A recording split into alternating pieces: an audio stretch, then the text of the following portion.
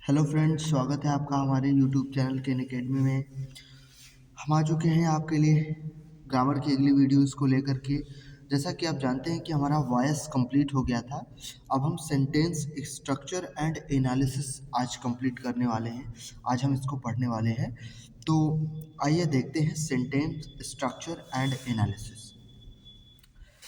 तो आज का सबसे पहला जो टॉपिक है वो हमारा होगा सेंटेंस। हम वाक्य के बारे में पहले पढ़ेंगे। जैसा कि आप सभी लोगों को वाक्य के बारे में पता भी होगा कि सेंटेंस क्या होता है, इसे क्या कहते हैं, इसकी डेफिनेशन क्या है, सब कुछ आपको पता होगा। एक बार फिर से हम इसको देख लेते हैं। सेंटेंस जो है दो या दो से अधिक शब्दों का एक समूह है। मतलब आप दो शब्द ले लिए, उसको एक साथ आपने रखा, या दो से अधिक शब्द ले लिया आपने, उसको एक साथ रखा, तो उसका एक समूह जो है हमारा ये सेंटेंस कहलाता है, वाक्य कहलाता है। इसके साथ साथ समूह तो होना चाहिए, लेकिन उसका एक अर्थ भी निकलना चाहिए। दो या दो से अधिक शब्द हो आपके पास, उसको आपने एक ग्रुप में रखा हो और उसका एक अर्थ निकलता हो, तो ऐसे चीज़ों को हम क्या कहते हैं? सेंटेंस कहते हैं, वाक्य कहते हैं। जैसे कि आप जानते हैं कि Ram is a good boy. Ram एक अच्छा लड़का है। अब इसमें कई सारे वर्ड लिखे गए हैं आपके सामने। इन वर्ड्स को एक साथ लिखा गया है, दो या दो से अधिक शब्द हैं। इसका एक अर्थ भी है कि राम एक अच्छा लड़का है, और इसीलिए ये क्या है? सेंटेंस है, एक वाक्य है। अगर इस शब्दों को एक साथ लिखा जाए पर उसका अर्थ ना निकले तो ये शब्द नहीं होते। Ram is a good boy, यह एक शब्द है। वाक्य है। इस वाक्य के जो है कई हिस्से होते हैं। वाक्य के जो है भाग होते हैं। जैसे आपसे कोई पूछे कि आप पार्ट ऑफ सेंटेंस बताइए कि सेंटेंस का पार्ट क्या है। जैसे आपके सामने ये सेंटेंस लिखा हुआ है और आपको इसका पार्ट बताना है कि सेंटेंस का जो भाग है वो क्या है। तो आप कहेंगे कि पार्ट ऑफ सेंटेंस में तो एक होता है सब्जेक्ट और एक होता है प्रेडिकेट। एक होता है हमारा सब्जेक्ट और एक होता है हमारा प्रेडिकेट। सब्जेक्ट का मतलब कि जो काम को करता हो, कार्य करने वाला, करने वाला। और प्रेडिकेट का मतलब होता है जो कार्य होता है या जो कार्य किया जाता है, उसे हम क्या कहते हैं? प्रेडिकेट। जैसे अगर आपके सामने एक छोटा सा उदाहरण लिख दिया जाए कि Ram plays football. Ram cricket खेलता है, फुटबॉल खेलता है, सॉरी। तो इसमें एक काम हो रहा है फुटबॉल खेलने का। उस काम को कर कौन रहा है? उस काम को कर रहा है राम। तो जो कार्य करने वाला है वो क्या हो गया? सब्जेक्ट। और इस सब्जेक्ट ने जो कार्य किया, माने क्रिकेट खेलने का, फुटबॉल खेलने का, ये सब का काम किया, उसको आप कह देते हैं प्रेडिकेट। तो ये है सब्जेक्ट और ये है प्रेडिकेट। तो पार्ट ऑफ सेंटेंस यही होता है। लेकिन अगर हम सेंटेंस के स्ट्रक्चर की बात करें, अगर हम सेंटेंस के स्ट्रक्चर की बात करें, सेंटेंस के स्ट्रक्चर की बात किया जाए,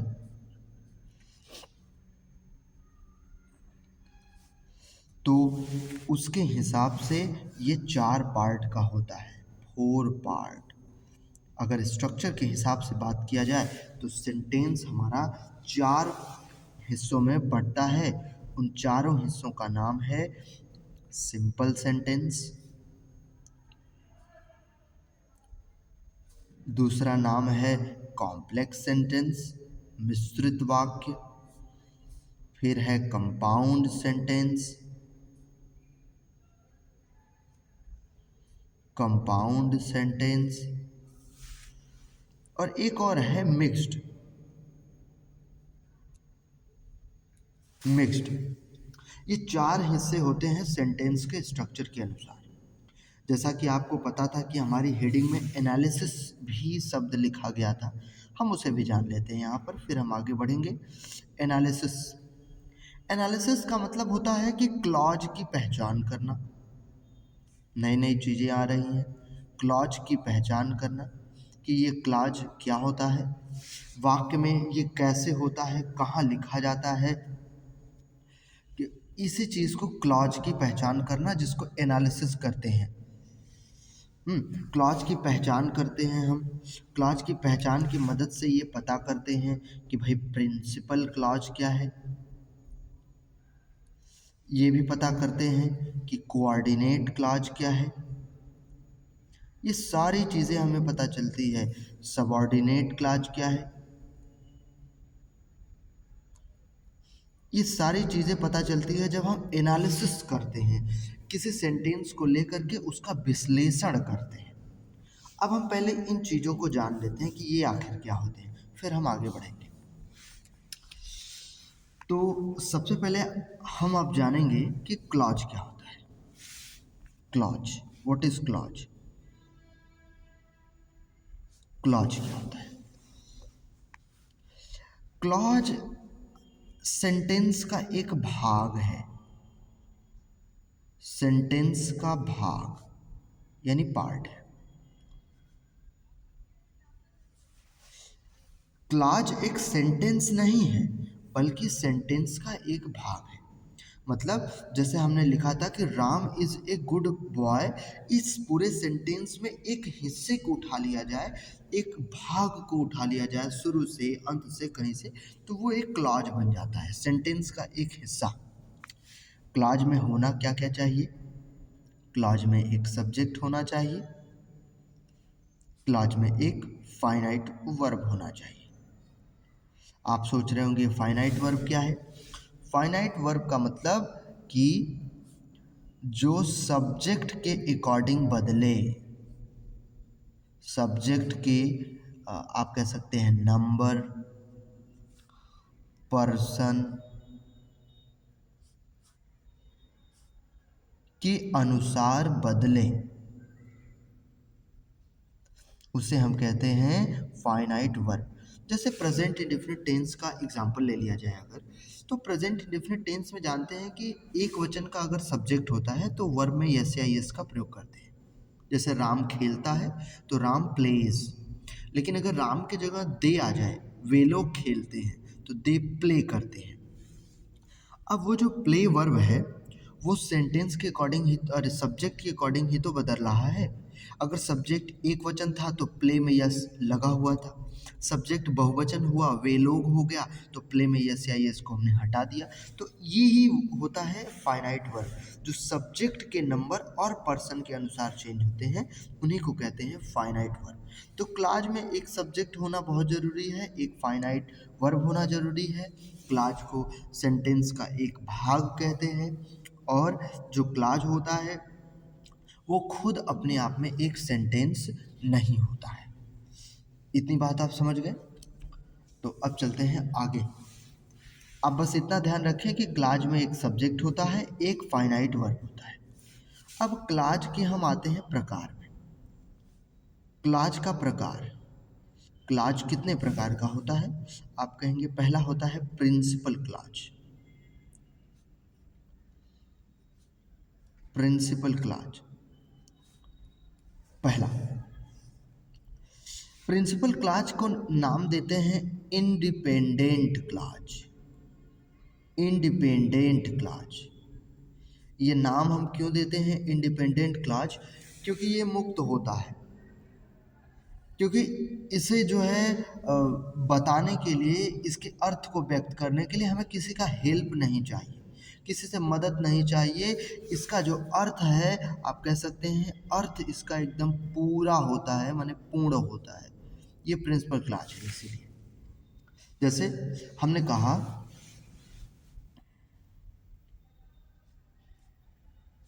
दिस इज द फैन,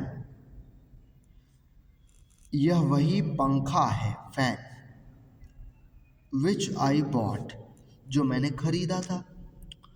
अब इसमें एक ऐसा सेंटेंस है जिसके अर्थ को व्यक्त करने के लिए किसी के सहायता की जरूरत नहीं है। अगर आपको इस चीज़ का अर्थ व्यक्त करना हो, कोई आपसे कहे विच आई बॉट, जो मैंने खरीदा, तो आप उससे ये सवाल करेंगे ना कि क्या खरीदा, तब वो बताएगा कि पंखा खरीदा। लेकिन क्या इस सेंटेंस को व्यक्त करने के लिए, इसका अर्थ बताने के लिए कि दिस इज द फैन, यह वही पंखा है, इसकी ज़रूरत पड़ी? क्या ये बताने के बाद ही इसका अर्थ क्लियर होगा? ऐसा नहीं है। और जब ऐसा नहीं है तो इसका अर्थ पूर्ण है। इसके अर्थ को व्यक्त करने के लिए किसी की ज़रूरत नहीं है। इसीलिए ये क्या है? Principal clause. प्रिंसिपल क्लॉज का मतलब कि अर्थ को व्यक्त करने के लिए किसी और चीज़ों की आवश्यकता न हो, बिल्कुल इंडिपेंडेंट हो, और वो जो है अन्य क्लॉज पर आधारित न हो। समझ गए प्रिंसिपल क्लॉज? क्लॉज में क्या होता है? मैंने आपको सेंटेंस बताया। सेंटेंस में हमने आपको बताया कि भाई दो या दो से अधिक शब्दों का समूह होता है और उसका एक अर्थ होता है। सेंटेंस के दो हिस्से होते हैं, आप सभी लोग जानते हैं, सब्जेक्ट और प्रेडिकेट। सब्जेक्ट माने कर्ता, माने जो काम को करने वाला है। प्रेडिकेट माने जिस काम को वह करता है। फिर सेंटेंस के हमने स्ट्रक्चर के हिसाब से चार प्रकार बताए थे। कौन कौन से? सिंपल, कॉम्प्लेक्स, कंपाउंड और मिक्स्ड। इन चारों की बात हम अभी करेंगे। उसके बाद फिर एक और बात आ जाती है क्लॉज की। क्लॉज की बात आई तो क्लॉज में हमने देखा कि भाई सेंटेंस का ये भाग है, इसमें ये दोनों चीज होना चाहिए, और इसके प्रकार में पहला प्रकार ये है। इसको हम समझ गए। अब हम चलते हैं क्लॉज के दूसरे प्रकार की तरफ। कौन सा प्रकार है ये? यह है सब ऑर्डिनेट क्लॉज। सब ऑर्डिनेट क्लॉज इंडिपेंडेंट था, ये डिपेंडेंट है। डिपेंडेंट क्लॉज, ठीक। इसका मतलब अर्थ ये पूर्ण नहीं देगा, अर्थ है अपूर्ण। मतलब अर्थ को व्यक्त करने के लिए किसी न किसी के मदद की ज़रूरत पड़ेगी। जब तक हम मदद नहीं करेंगे तब तक क्या होगा? इसका अर्थ व्यक्त नहीं होगा। अब हम देखते हैं कि ऐसा क्या है। जैसे I went to London, I went to London where I got a job. मैं लंदन गया जहाँ पर मैं एक नौकरी पाया। ऐसा कौन सा सेंटेंस है जिसका अर्थ बताने के लिए आपको कुछ ज़रूरत नहीं है? जैसे where I got a job, जहाँ मैं एक नौकरी पाया। तो आपसे कोई पूछेगा कि कहाँ, तो आप तब कहेंगे लंदन। जब आप लंदन बताएंगे तब जाकर के इसका अर्थ क्लियर होगा। यह है इंडिपेंडेंट, यह है डिपेंडेंट, यह है प्रिंसिपल क्लॉज, यह है सबऑर्डिनेटिंग क्लॉज। इसे आपको ध्यान रखना है कि आई वेंट टू लंदन, अगर मैं किसी से कहूँ, आपसे कहूँ कि मैं लंदन गया, तो आप कुछ भी सवाल नहीं कर सकते। आप कहेंगे ठीक है लंदन गया। लेकिन मैं आपसे सिर्फ इतना ही कहूँ कि where I got a job, मैंने जहाँ मैं एक नौकरी पाया, तो आप तो ये पूछेंगे ना कि कहाँ नौकरी पाए। जब मैं ये बताऊंगा तभी तो आप इस बात का अर्थ समझेंगे। तो ये है डिपेंडेंट, जिसके अर्थ को व्यक्त करने के लिए इसकी मदद चाहिए, सबऑर्डिनेटिंग क्लॉज। और ये है प्रिंसिपल क्लॉज, जो मुक्त है, इंडिपेंडेंट है, जिसके अर्थ को व्यक्त करने के लिए किसी की आवश्यकता नहीं है। आई होप आप इसे समझ गए होंगे। अब हम आगे चलते हैं। अब हम चलते हैं कोऑर्डिनेटिंग की तरफ। Coordinate clause.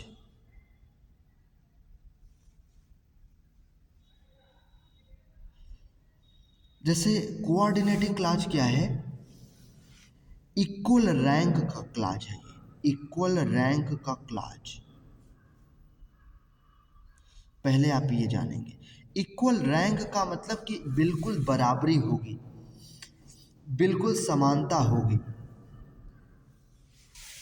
हम ये भी कह सकते हैं कि प्रिंसिपल, आप इसे प्रिंसिपल समझेंगे, एंड सब ऑर्डिनेटिंग के भी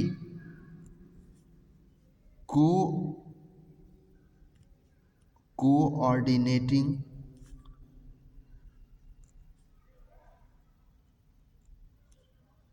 क्लॉज होते हैं।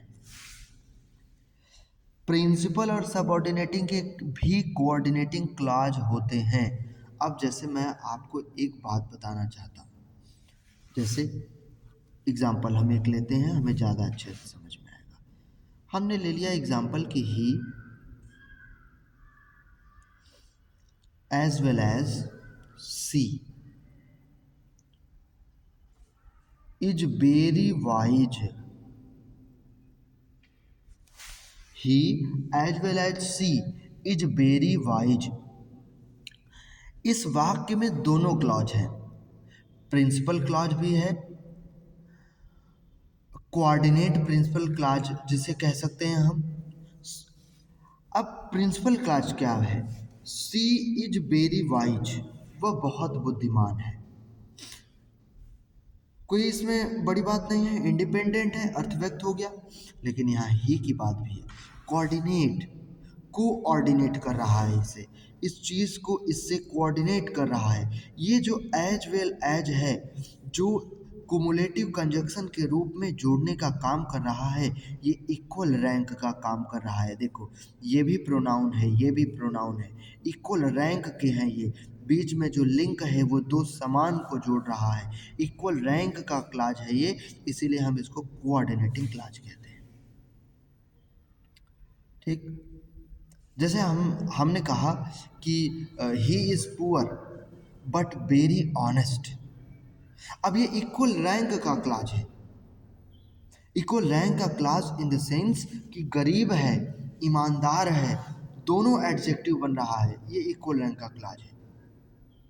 ही इज पुअर, वह प्रिंसिपल क्लॉज है, अर्थ को व्यक्त करने के लिए किसी की आवश्यकता नहीं है, लेकिन बट वेरी ऑनेस्ट, ये इससे जुड़ा है और इसलिए ये सेंटेंस बनता है कोऑर्डिनेट क्लॉज।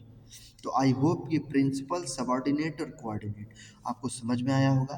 अब हम चलेंगे कल सबऑर्डिनेट क्लॉज के प्रकार पे। तो आज के लिए इतना ही रखते हैं। Thanks for watching this video.